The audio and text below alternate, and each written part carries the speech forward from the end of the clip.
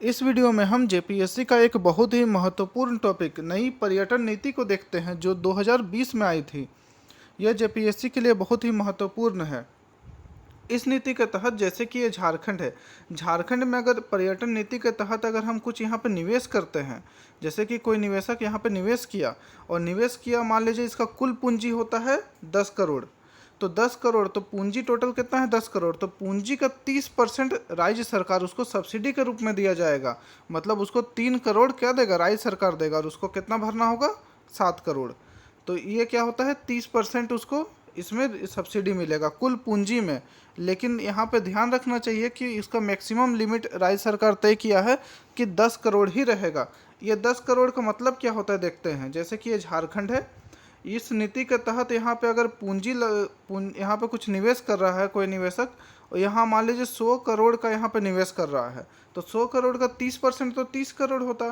तो राज्य सरकार उसको कितना देता, 100 करोड़ में 30 करोड़ देना चाहिए था। लेकिन राज्य सरकार 30 करोड़ नहीं देगा, वो राज्य सरकार 10 करोड़ ही देगा, क्योंकि यहाँ पे मैक्सिमम 30% जो है वो 10 करोड़ से ज़्यादा नहीं होना चाहिए। अगर ज़्यादा होता है तो उसको 10 करोड़ ही मिलेगा। ये समझ में आ रहा है। निवेश अगर कोई निवेशक करता है इस नीति के तहत, तो उसको 30% पूंजी का 30% जो मैक्सिमम 10 करोड़ रुपया का सब्सिडी दिया जाएगा राज्य सरकार के द्वारा। और वो अगर यहाँ पे जैसे कि यहाँ पे कोई नीति के तहत अगर निवेशक जो है अगर वो अनुसूचित क्षेत्र पर निवेश करता है, जैसे कि अनुसूचित क्षेत्र किसको बोलते हैं, जहाँ पे अनुसूचित जाति और अनुसूचित जनजाति बहुल इलाका होना चाहिए, वैसा इलाका में अगर कोई निवेशक अगर निवेश करता है, यहाँ पे अगर सेटअप करता है पर्यटन नीति के तहत अगर कुछ, तो उसको 5% एक्स्ट्रा पूंजी में जो सब्सिडी मिलता है वो ज़्यादा मिलेगा। मतलब कि अनुसूचित क्षेत्र पर अगर निवेश करता है तो उसको 30% सब्सिडी नहीं मिलेगा, उसको 35% सब्सिडी मिलेगा, एक्स्ट्रा 5% मिलेगा।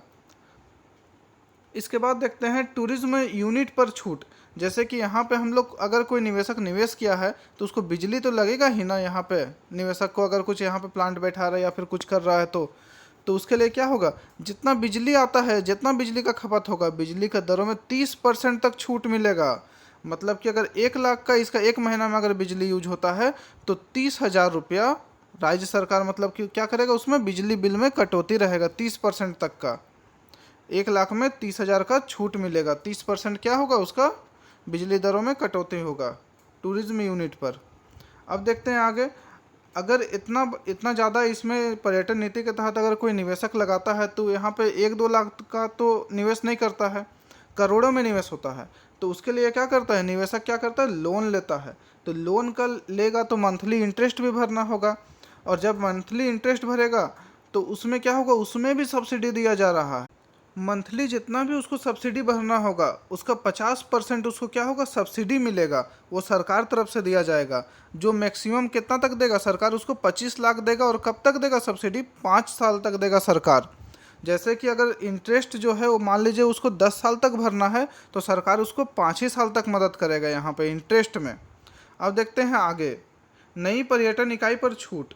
जैसे कि नया पर्यटन इकाई जो लगेगा उसमें जैसे जीएसटी के 3 प्रकार होता है, पता है ना, सीजीएसटी, एसजीएसटी और आईजीएसटी। तो एसजीएसटी जो होता है वो स्टेट का होता है। एसजीएसटी का पैसा कौन रखता है, स्टेट गवर्नमेंट रखता है। तो एसजीएसटी पर 75% का उसको छूट मिलेगा। कब तक मिलेगा, 5 साल तक मिलेगा। और स्टाम्प ड्यूटी पर 2% का छूट मिलेगा। ठीक है, इस वीडियो में यहीं तक, धन्यवाद।